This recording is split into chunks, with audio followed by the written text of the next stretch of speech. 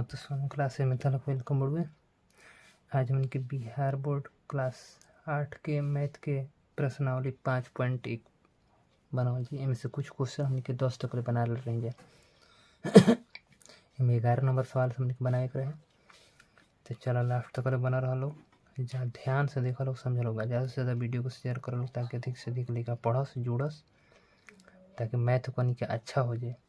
जो भी लड़का पढ़स लोग को मैथ स्ट्रॉन्ग हो जाए। अभी हम देखा 11 नंबर सवाल हमने के बनाए के। तो 11 नंबर सवाल कैसे बनाए के बोर्ड में, जबकि हम 10 नंबर सवाल था बता दिल रहे कि विषम संख्याओं के कर्मी घटाओ, यानी विषम संख्या लिखने के बाद अपन के वह विषम संख्या के लगातार नंबर के रख रख के घटाते घटाते अगर हम 0 लिया देते नहीं तो संख्या विषम संख्या के ये पूरी तरीका से वर्ग हो जाता हुए। यह देखे के भाई में वर्ग पूरा तरीका से होता कि ना। विषम संख्या का कर्मी घटाओ, यानी विषम संख्या का लगातार नंबर रख के घटाओ जाए के बाद तब तक घटाए के बाद जब तक ये 0 ना आ जाए। अगर 0 आ जाता है तो ये पूर्ण वर्ग संख्या हो जाता है। बतैले रही हम, देख लिया लोग। 11 नंबर कहता है कि निम्नलिखित संख्या में से किन किन संख्या का वर्ग विषम संख्या होगा। जाहिर से बात बोल गए, जोना की इकाई अंक विषम हुई वो विषम संख्या का वर्ग हुई। जैसे देखो 531 में 1 बढ़ुए तो ये विषम संख्या का वर्ग हो गई पहले का। ठीक बा। अब देखो हमें इकाई अंक का बा 6 बा, तो 6 विषम संख्या में ना आवेला। 1 3 5 7 9 आवेला। कैसे कि विषम संख्या ओकर कहल जाला जोना में 2 से भाग ना लगे। तो में तो 6 बा, 6 में तो 2 से भाग लगी तो विषम संख्या ना हो। तो खाली क्वेश्चन में कहता है कि विषम संख्या का वर्ग। तो पहलका भइल तीसरका में आ जा। तीसरका में देखो 9 है दिया गई इकाई अंक, तो 9 भी ई 2 से ना कटी, ई विषम संख्या है 9।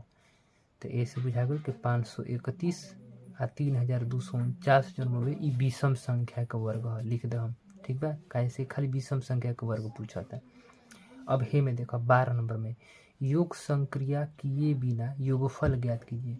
मैंने बिना जोड़ले बताए के बड़ुए, जोड़ के नहीं बताए कि 3 1 4 5 4 9 ऐसे नहीं बताए के। एक के कोनो ऐसा तरीका से बनाए के बड़ुए कि जौन एक जोड़ निकल जाए। तो देखो ये सब विषम संख्या के जोड़ पूछा था। तो विषम संख्या के जोड़ का हम फार्मूला बनाओ तो नहीं 1 3 5 7 9 11 तक बताएगा। तो देखो 12 नंबर सवाल, 12 नंबर इस सवाल हड़ुए। एक में कहता कि योग सक्रिय किए बिना योगफल ज्ञात कीजिए। मैंने पहले का नंबर दिला बा 1 प्लस 3 प्लस 5 प्लस 7 प्लस 9 और प्लस 11। ये पूछे तक हेजा से हेजा तक के जोड़ कितना हो ये निकाले के बाद तब कर फॉर्मूला होला विषम संख्या निकाले खातिर।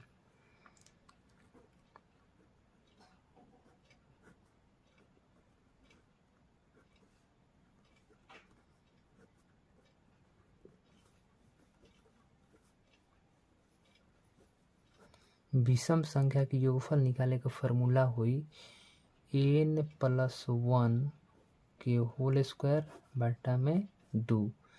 ये हमारा हो गई फार्मूला। तो देखो n हो गई nth टर्म यानी अंतिम संख्या। तो अंतिम संख्या का बा 11 आ प्लस 1 के होल स्क्वायर बटा में 2। तो 11 हुआ एगो कितना हो गई 12 बटा में 2 हो गई 12 के स्क्वायर बा 2 छक्का 12 हो गई, यानी 6 के स्क्वायर कितना हो जी 6 6 का 36 हो जी। तो बुझाइल ऐसा ही दूसर को बनी। दूसर का में कहता 1 बा 3 बा 5 बा, ये डॉट डॉट कह के कहाँ तक दिले बा 51 तक दिले बा। तो इहो सही बनी 51 प्लस 1 के होल स्क्वायर बटा में 2।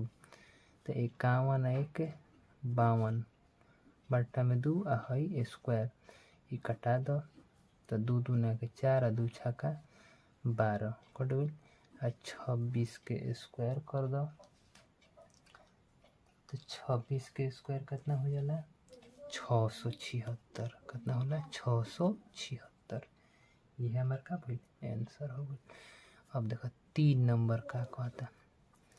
3 नंबर हमारे निकाले के बड़ुए 1 + 3 + 5 + 7 प्लस डॉट डॉट बड़ुए कहाँ तक बा 101 तक बा।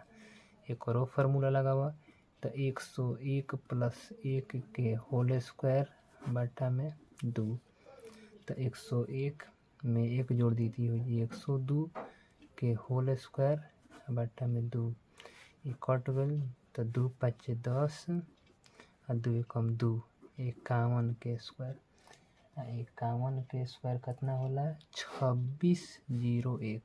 ठीक है तो उम्मीद हो कि ये तक तालों को समझ में बहुत बढ़िया से आ गई हुई। 12 के पहला दूसरा तीसरा हम बना देनी एगो छोड़ देते हैं तार लोग खाती 4 नंबर एक के खुद से कोशिश करी लोग बन जी ना बनी तो कमेंट करी लोग में हम लिख बना दो हम। अब देखो 13 नंबर कहता है कि निम्नलिखित संख्याओं के वर्गों की इकाई अंक क्या होंगे। देखो वर्गों के कहता तो है हो मान ली पहिल का सवाल दिले बा 25 हो गई ये पहिल का सवाल है 13 के में कहता कि वर्गों की इकाई अंक का पूछता वर्गों के इकाई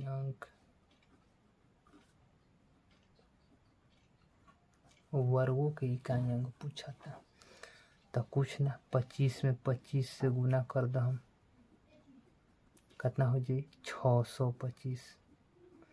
इकाई अंक के बारे में बात करते तो इकाई अंक हमारा कितना भइल 5।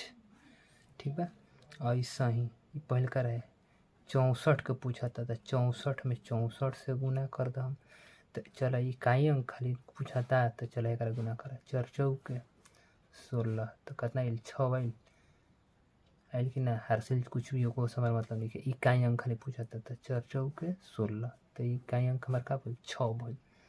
और सही अगला कहता 272 तो 272 में 272 से गुना कर दो तो इकाई अंक से मतलब है तो 2 गुना के 4 तो इकाई अंक आयल 4 आयल पूरा हमारे गुना के लिए जरूरत नहीं है जवन पूछा था वही हम निकाल इकाई अंक पूछता तो इकाई निकाल ली हम। ठीक है ऐसा ही सवानी के 13 नंबर तक बना लिया लोग पूरा 13 नंबर के उम्मीद हुई तो लोग का अच्छा समझ में आवत हुई। अब ऐसे ही उनके देखा जी 14 नंबर सवाल का कहता पढ़ लो बढ़िया से 14 नंबर का कहता इनमें कहता कि निम्नलिखित संख्याएं स्पष्ट रूप से पूर्ण वर्ग संख्याएं नहीं है इसका कारण दीजिए। पूर्ण वर्ग संख्या कब ना हुई इनमें से जो सब संख्या दिले बा पूर्ण वर्ग नहीं के एकर का कारण बा ई बताई बा। चलो देख लो 14 नंबर पूर्ण वर्ग ना होखे के कारण होला लिख दिए जिस संख्या के इकाई के स्थान पर 2, 3, 7, 8 या अकेला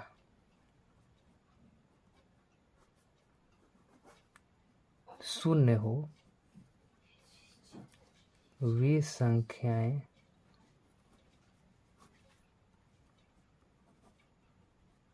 पूर्ण वर्ग नहीं होंगे।